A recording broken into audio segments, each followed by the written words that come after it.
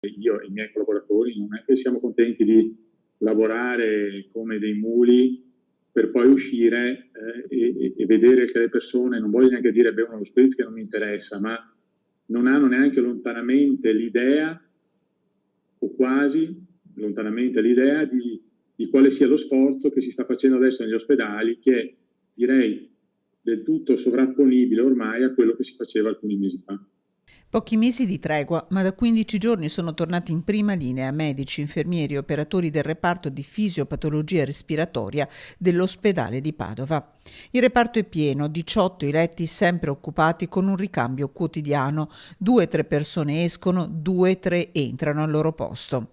Da 2 giorni la situazione sembra essersi stabilizzata, ma il reparto è sul fronte, soprattutto perché per questi malati le speranze ci sono ed è giusto lottare. Trattandosi di pazienti effettivamente più giovani, le possibilità di recupero sono superiori, ma nel momento in cui un paziente accede alla terapia subintensiva o alla terapia intensiva, questo avviene perché quel paziente presenta delle caratteristiche assolutamente sovrapponibili a quelle che presentava 6 mesi fa quando è entrato in quei reparti.